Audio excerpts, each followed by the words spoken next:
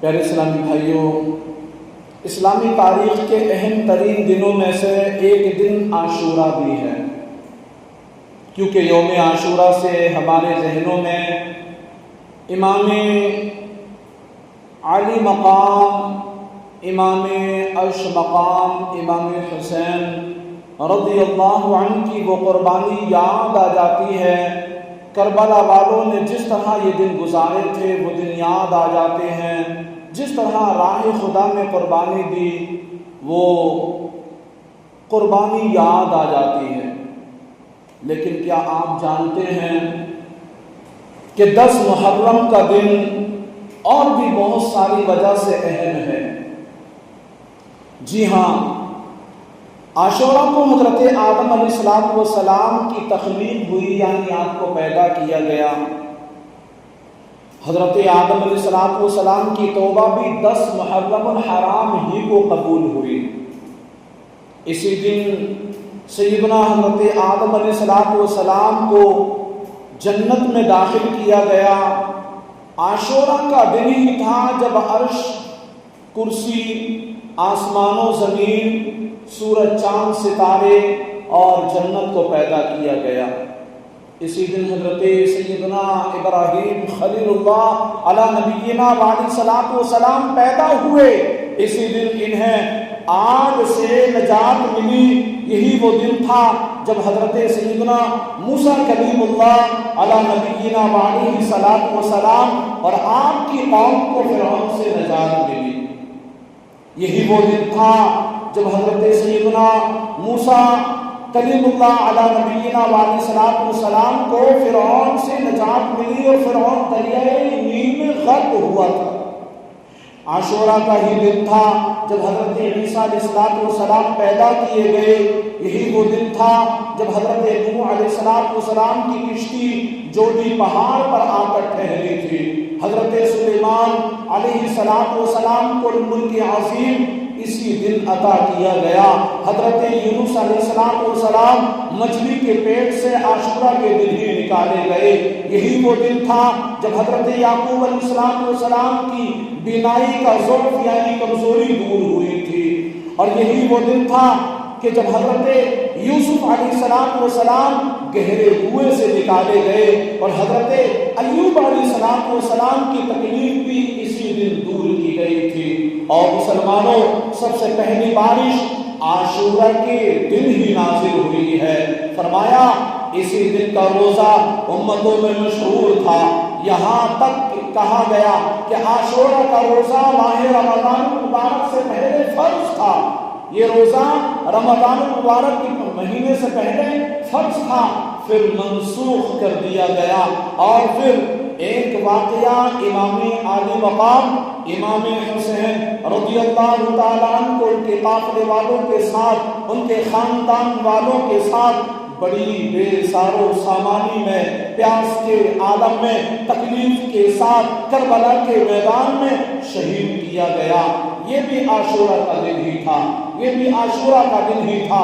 آئیے اس خاندان کی بات کرتے ہیں، اس فیملی کی بات کرتے ہیں، اس چمنستان کی بات کرتے ہیں جس کے بارے میں میرے امام عشق و محبت اعلیٰ حضرت امام احمد رضا خان رحمت اللہ تعالی علیہ کیا خوب فرماتے ہیں۔ کیا بات رضا اس چمنستان کرم کی، کیا بات رضا اس چمنستان کرم کی، زہرا ہے کلی، زہرا ہے کلی جس میں حسن اور حسین پھول، زہرا ہے کلی جس میں حسین اور حسن پھول۔ بی بی فاطمہ رضی اللہ عنہا تو زہرا اور کلی ہیں، جبکہ حسنین کلی میں رضی اللہ تعالیٰ عنہما پھول ہے۔ اس خاندان نبوت کی بات کرتے ہیں اور عجیب سی، خوبصورت سی اور ایمان افروز بات یہ ہے کہ صحابہ کرام اور اہل بیت اطہار کا آپس میں پیار کیسا تھا، آپس میں محبت کیسی تھی، آپس میں الفت کیسی تھی، کیونکہ یہ دونوں ہی نبی پاک صلی اللہ علیہ وسلم کے قریبی ہیں۔ سبحان اللہ، صحابہ کرام کے بارے میں میرے آقا میرے آقا مدینے والے مصطفیٰ صلی اللہ علیہ وسلم ارشاد فرماتے ہیں اصحابی کالنجوم بأیہم اقتدیتم اہتدیتم۔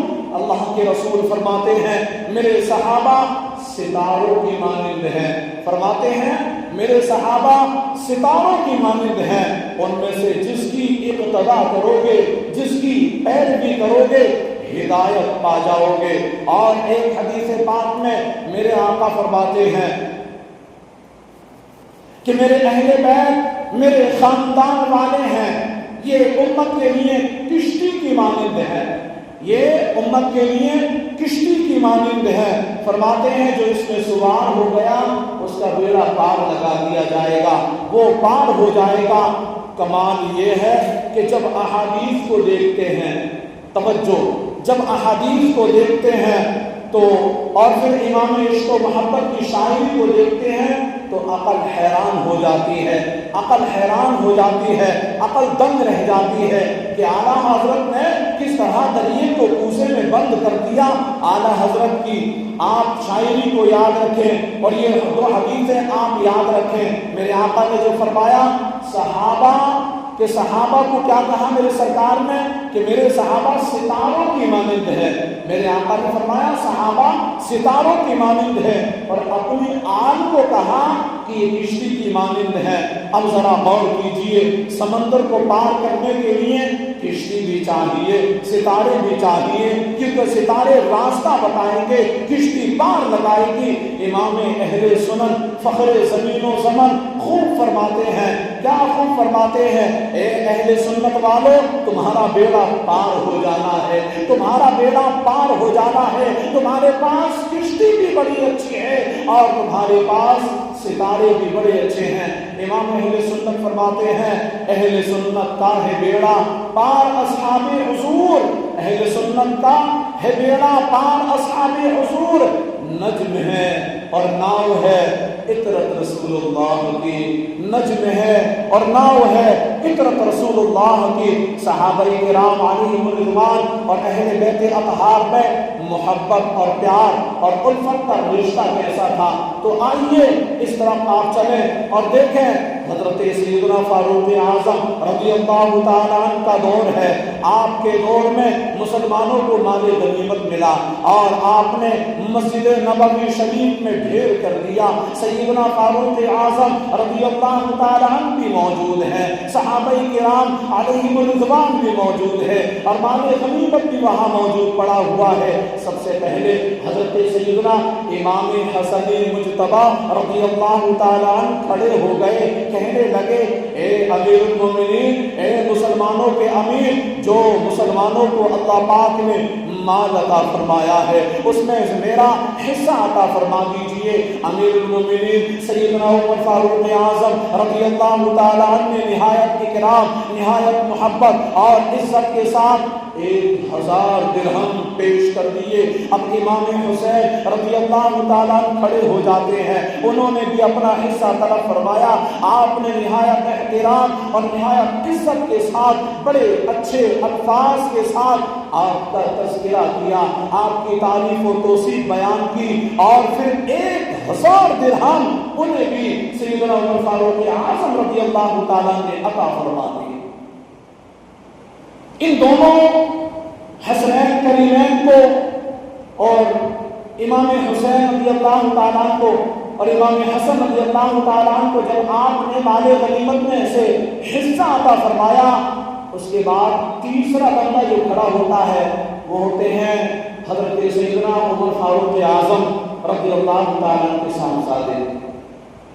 تیسرے نمبر پر آپ کے بیٹے حضرت عبداللہ بن عمر رضی اللہ تعالیٰ اٹھے اور کہا کہ میرا بھی حصہ دیجئے، مجھے بھی میرا حصہ عطا فرما دیجئے۔ اللہ اکبر۔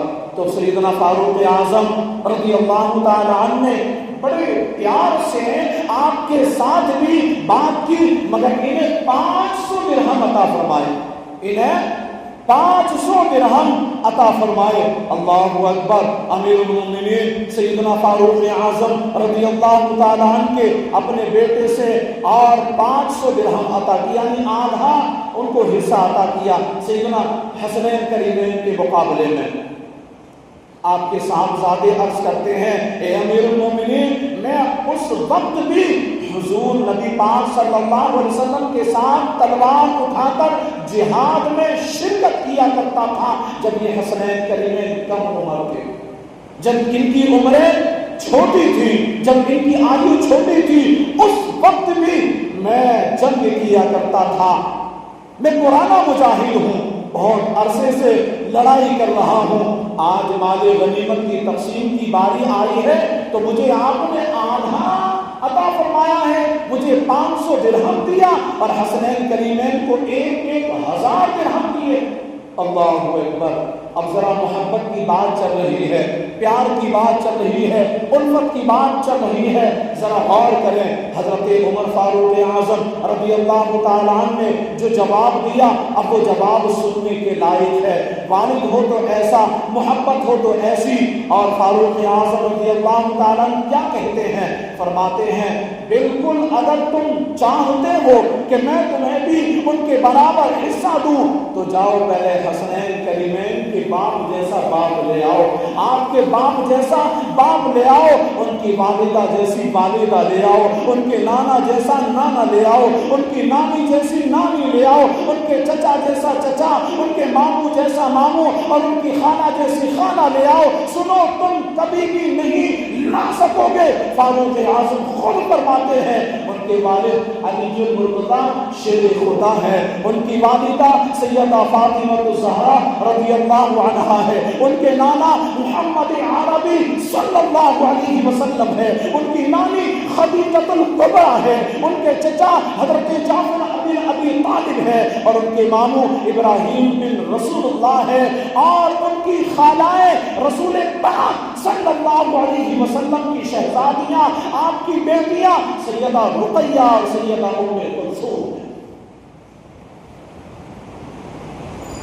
اور مسلمانوں، ہمارے صحابہ کرام علیہم رضوان کا اپنے بچوں کی تربیت کرنے کا انداز بڑا پیارا تھا۔ صحابہ کرام کس پیارے انداز میں اہل بیت اطہار سے محبت کیا کرتے تھے۔ اللہ پاک ہمارے بزرگان دین کو سلامت رکھے۔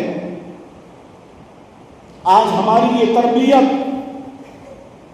جو ہمارے بزرگان دین نے فرمائی ہے وہ بھی اپنی جگہ ہے۔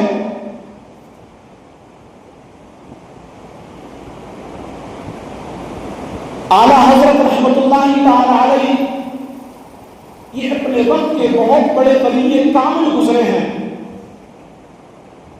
اعلیٰ حضرت کا یہ انداز ہوتا تھا سیدوں کی تعظیم کرنے کا، کہ جب کبھی اجتماع ہوتا، محفل ہوتی اور کوئی چیز تقسیم فرماتے، شیرینی وغیرہ یا کوئی بھی چیز تقسیم فرماتے تو سب کو ایک ایک دیتے۔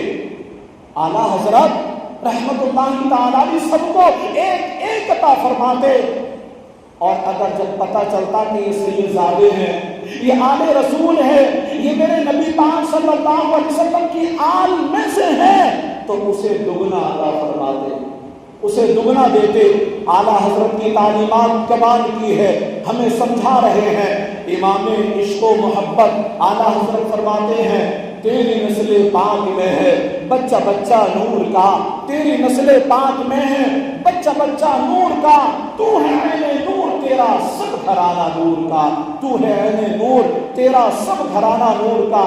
سبحان اللہ۔ آقا کریم صلی اللہ علیہ وسلم کی آل کی تو بات ہی کیا ہے۔ حسنین کریمین رضی اللہ عنہما کے اتنے فضائل ہیں، اتنی احادیث ہیں کہ سنتے جائیں تو ایمان تازہ ہوتا چلا جاتا ہے۔ آئیے کچھ تعارف سنتے ہیں۔ امام حسن رضی اللہ عنہ کے بڑے ہیں، امام حسن رضی اللہ عنہ یہ بڑے ہیں، آپ کی کنیت ابو محمد اور لقب تقی اور سید ہے، جبکہ عرف صبت رسول اللہ صلی اللہ علیہ وسلم ہے، اور آپ کو ریحانۃ الرسول بھی کہتے ہیں، یعنی نبی پاک صلی اللہ علیہ وسلم کے پھول، نبی پاک صلی اللہ علیہ وسلم کے پھول۔ آپ جنت کے نوجوانوں کے سردار ہیں۔ آپ کی ولادت مبارکہ 15 رمضان المبارک 3 ہجری کی شب میں مدینہ منورہ میں ہوئی۔ میرے آقا صلی اللہ علیہ وسلم نے 7ویں روز آپ کا عقیقہ کیا، آپ کے بال جدا کیے گئے اور حکم دیا کہ بالوں کے وزن کے برابر چاندی صدقہ کی جائے۔ حضرت انس بن مالک رضی اللہ تعالیٰ فرماتے ہیں، حسن سے بڑھ کر رسول پاک صلی اللہ علیہ وسلم سے ملتا جلتا مشابہت رکھتا کوئی نہ تھا۔ اور حضرت عبداللہ بن زبیر رضی اللہ تعالیٰ فرماتے ہیں، خدا کی قسم عورتوں نے حسن بن علی جیسا فرزند پیدا ہی نہیں کیے۔ امام حسین رضی اللہ تعالیٰ عنہ 5 شعبان المعظم 4 ہجری کو مدینہ منورہ میں پیدا ہوئے۔ نبی پاک صلی اللہ علیہ وسلم نے آپ کا نام حسین اور شبیر رکھا، اور آپ کی کنیت ابو عبداللہ، جبکہ آپ کا لقب بھی صبت رسول اللہ اور ریحانۃ الرسول ہے، اور اپنے برادر اکبر یعنی حضرت امام حسن رضی اللہ عنہ کی طرح آپ بھی جنتی جوانوں کے سردار ہیں۔ اور مسلمانوں، یہاں یہ بھی پتہ چلا کہ اپنے بچوں کے اچھے نام رکھنے چاہیے، اپنے بچوں کے اچھے نام رکھنے چاہیے۔ پیارے مصطفیٰ کریم صلی اللہ علیہ وسلم کا یہ انداز ہوتا تھا، جب کوئی صحابی یا ان کے بچے آپ کے پاس آتے، نام درست نہ ہوتا تو پیارے مصطفیٰ کریم صلی اللہ علیہ وسلم وہ نام بدل دیا کرتے، اس نام کو تبدیل کر دیا کرتے تھے، کیونکہ برے ناموں سے بچنے کا حکم دیا گیا ہے اور اچھے نام رکھنے کی ترغیبات دی گئی ہیں۔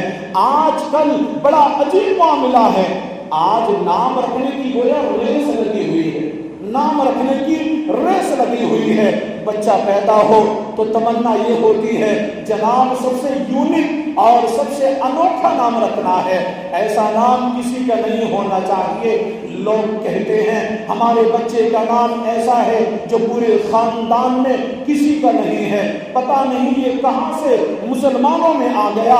ہمیں تو نبیوں والے نام رکھنے چاہیے، ہمیں تو نام صحابہ والے رکھنے چاہیے، ہمیں تو نام اہل بیت اطہار اور اولیاء کرام والے رکھنے چاہیے، تاکہ ان ناموں کی برکت ہمارے بچوں میں نظر آئے۔ مگر ہمیں عجیب و غریب نام رکھنے کی کہاں سے پڑی ہے، یہ دوڑ دھوپ ہمارے ذہنوں میں آنے لگ گئی ہے۔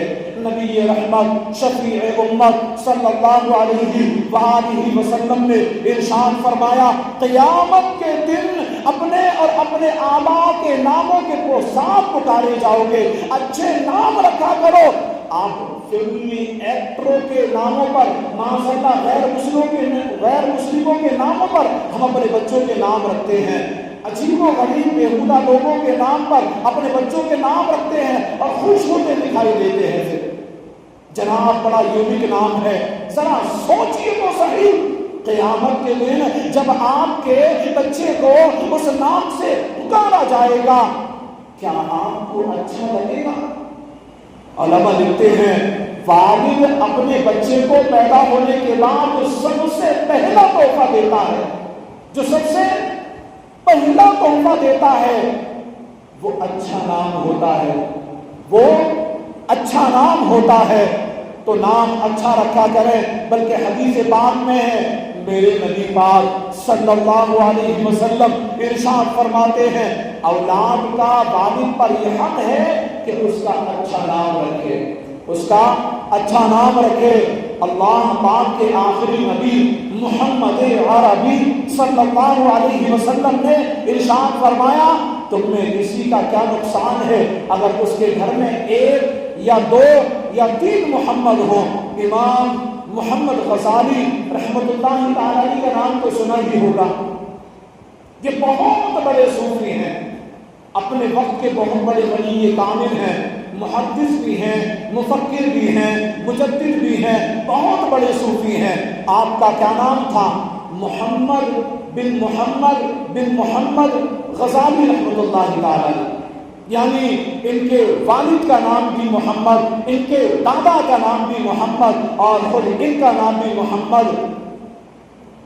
کیا حرج ہے کہ ہمارے گھر میں اتنے سارے محمد نام ہوں؟ پیارے آقا نبی نواز مصطفیٰ صلی اللہ علیہ وسلم کا تذکرہ خیر ہوتا رہے۔ آج کل ہمارے معاشرے میں نام رکھنے کا ایک اور طریقہ چل پڑا ہے کہ نام رکھنا ہے قرآن پاک میں دیکھ کر کے۔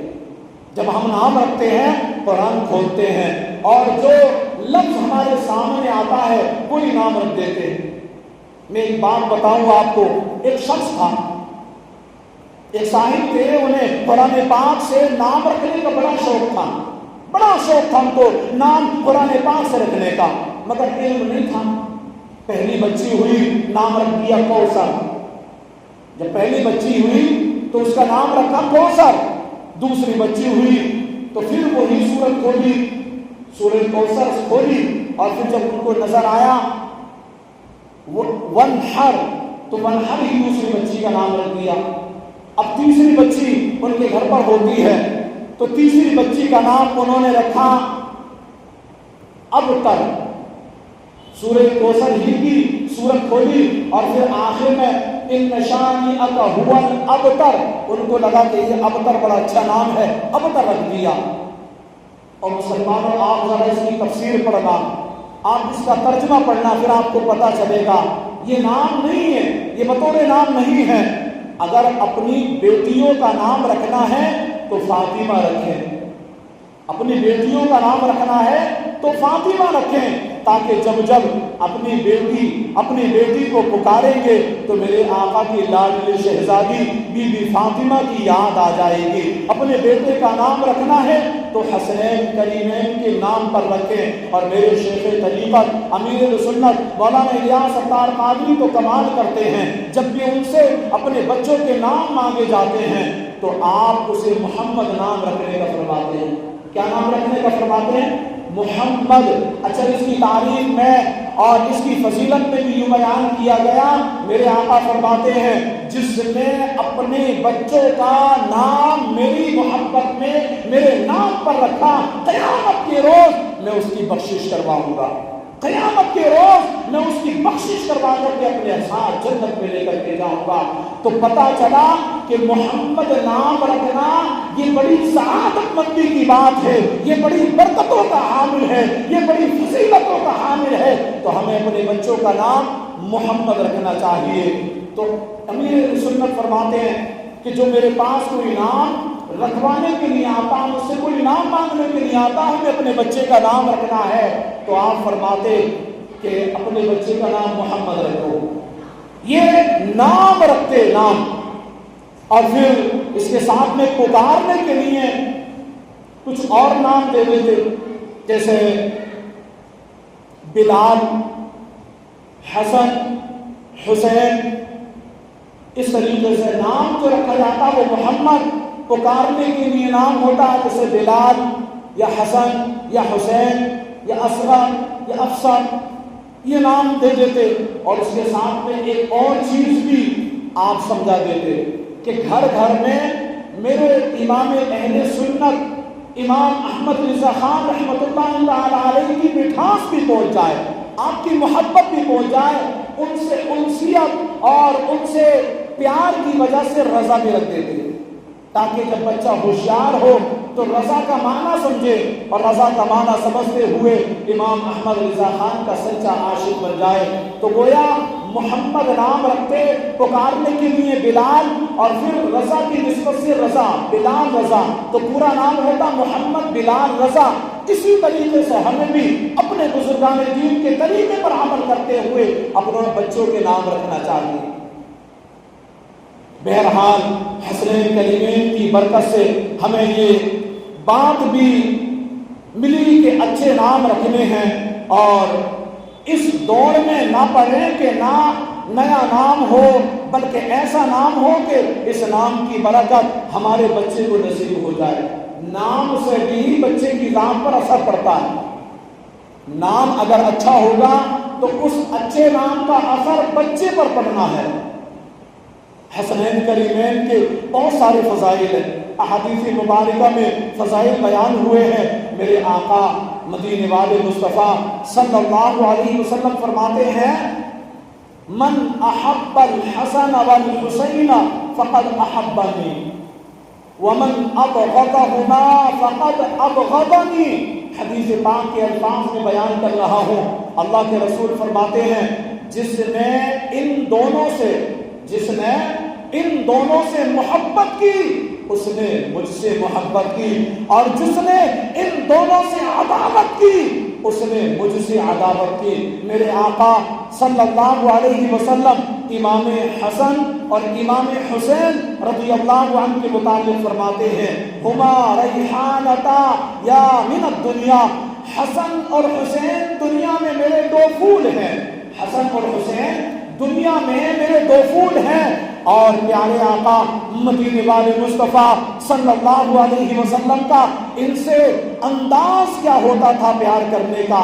نبی پاک صلی اللہ علیہ وسلم کبھی انہیں چمٹاتے ہیں، کبھی انہیں اپنے ساتھ چمٹاتے ہیں، انہیں چومتے ہیں۔ پیارے نبی پاک صلی اللہ علیہ وسلم انہیں ایسے سونگتے تھے جس طرح پھولوں کو سونگا جاتا ہے۔ سبحان اللہ، میرے نبی پاک صلی اللہ علیہ وسلم کی یہ برکت حضرت امام حسن اور امام حسین رضی اللہ تعالیٰ کے ساتھ تھی تو قلم رضا کیسے خاموش رہ سکتا تھا۔ اعلیٰ حضرت حضور صلی اللہ علیہ وسلم کی بارگاہ میں کیا پیاری التجا کرتے ہیں، کہتے ہیں ان دو کا صدقہ جن کو کہا میرے پھول ہیں، ان دو کا صدقہ جن کو کہا میرے پھول ہے۔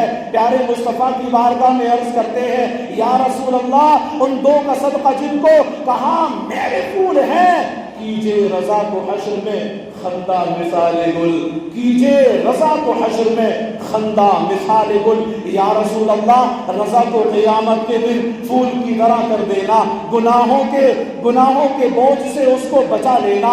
آقا ان کا صدقہ دے رہا ہوں، ان کا صدقہ دے رہا ہوں جن دو کو آپ نے اپنے پھول فرمایا ہے، آپ نے اپنے پھول فرمایا ہے۔ اللہ اللہ، یہاں ایک اور بات یہ بھی ہم کو سیکھنے کو مل رہی ہے کہ ہمارا بچوں کے ساتھ کیسا تعلق ہونا چاہیے، ہمارا اپنے بچوں کے ساتھ کیسا تعلق ہونا چاہیے۔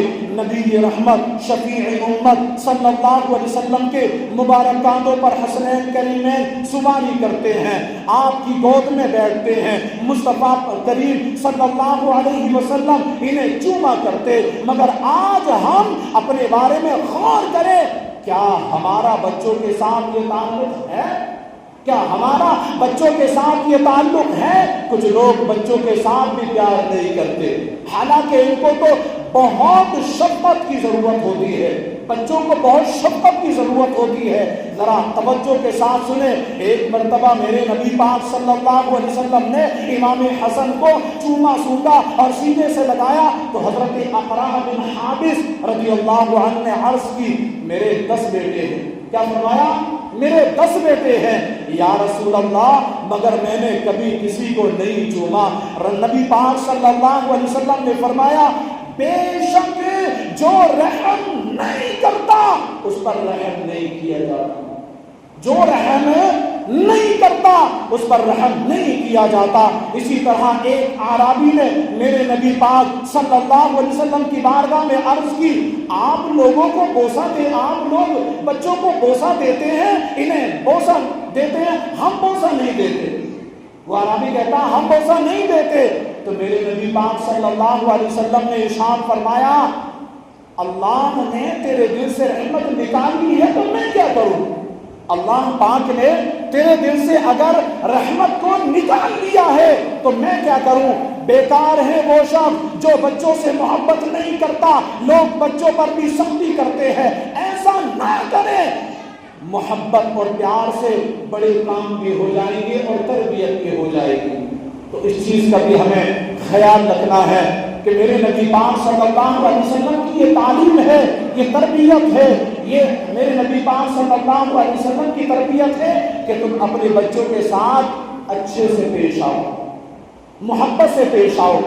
اگر تم ان سے محبت سے پیش آؤ گے تو پھر وہ محبت کرنے والے بنیں گے۔ وہ اچھا سبق لیں گے، اچھی سیکھ لیں گے۔ اللہ پاک ہم سب کو کہنے سننے سے زیادہ عمل کرنے کی توفیق عطا فرمائے۔ اور پھر میں جاتے جاتے ایک بات بتاتا جاؤں، آج 9 محرم الحرام ہے، آج محرم الحرام ہے، آج 8 محرم ہے، کل 9 ہے اور پرسوں عاشورہ کا دن ہے۔ اچھا، محرم الحرام کے تعلق سے روایتوں میں جو ملتا ہے وہ یوں ہے، فرمایا گیا کہ جو بندہ محرم الحرام کا روزہ رکھتا ہے، محرم الحرام کے مہینے میں روزہ رکھتا ہے تو گویا اس کو 1000 روزہ رکھنے کا ثواب عطا کیا جاتا ہے۔ اور فرمایا کہ عاشورہ کا روزہ یہ بڑی پرانی عبادت ہے۔ جب سرکار صلی اللہ علیہ وسلم مکے سے مدینہ تشریف لائے تو مدینے میں یہودیوں کو دیکھا کہ وہ روزہ رکھے ہوئے ہیں۔ جب آپ مدینہ منورہ تشریف لائے تو وہ عاشورہ کا دن تھا، یہودی روزہ رکھے ہوئے ہیں۔ میرے نبی پاک صلی اللہ علیہ وسلم نے پوچھا، یہ کیا ہے؟ تم یہ کیا کر رہے ہو؟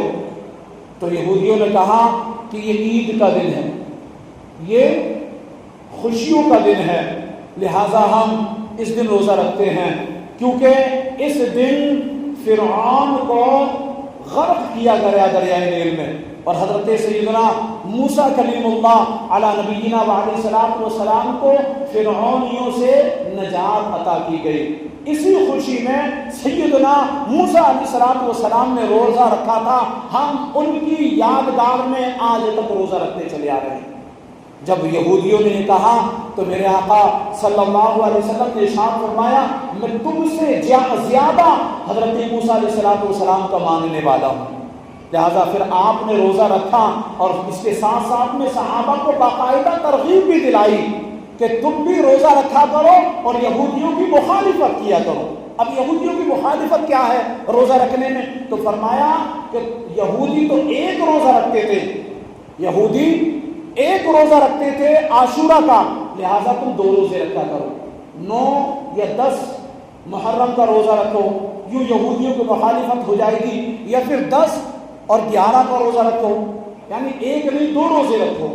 تو ہمیں عاشورہ کے دن کا روزہ رکھنا چاہیے۔ اللہ پاک ہم سب کو عاشورہ کے روزے کی فضیلتیں اور برکتیں بھی عطا فرمائے، اور پھر امام حسین رضی اللہ تعالیٰ عنہ کا صدقہ ہم سب کو عطا فرمائے۔ آمین بجاہ النبی الامین صلی اللہ علیہ وسلم۔ وما علینا الا البلاغ المبین۔